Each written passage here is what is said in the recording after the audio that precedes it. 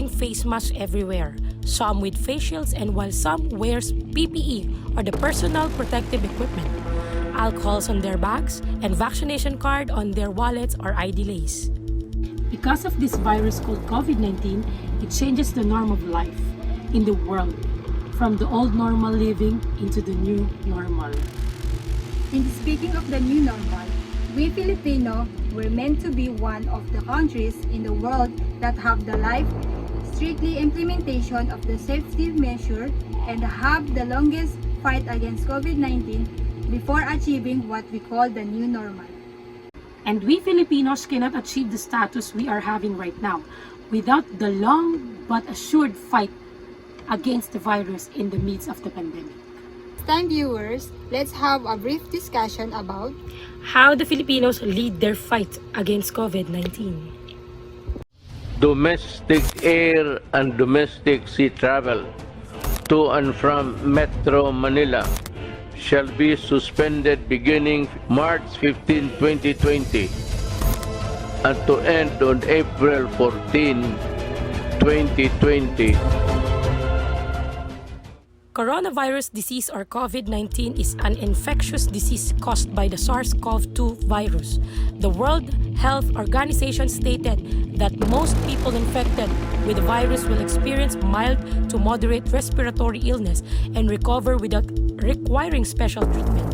However, some will become seriously ill and require medical attention.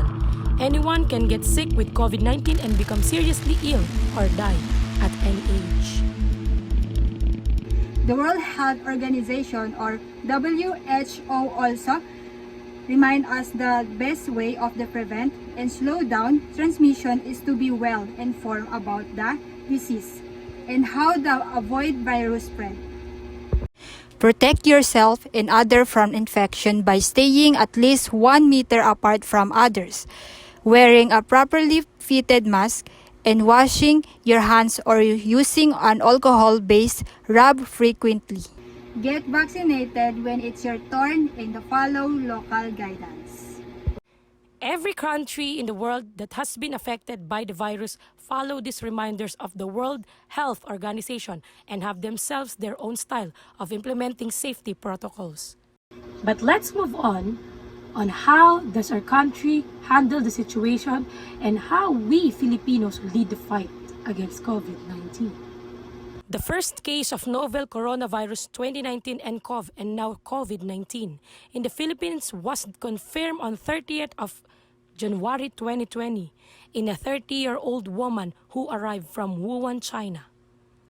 2 days later, the Philippines recorded the first death outside China on the 1st of February 2020. And later, the first death within the country, which is also the woman who was confirmed to be the first case in the Philippines. This time, the Filipino are now making moves towards preventing the fight and spread of the coronavirus. First, a health emergency have been declared. Second, the entire country was placed under a state of calamity for a period of 6 months. Next, lockdown and affect areas. Even the month of April 2020, the entire Philippines was placed under the total lockdown. Preventive measure by the Philippine government, travel bans, community quarantines, vaccination, and strict implementation of safety protocol. And this cannot be possible if we Filipinos would not obey. But instead of being stubborn, we follow rules, cooperate with the government, and taking care of ourselves. And that makes our fight against COVID-19 become effective. We cannot lead the fight against the virus of the we keep in insisting and disobeying safety protocol and rules, but we show that we can lead it. When the lockdown was implemented, the Filipinos shows their obedience.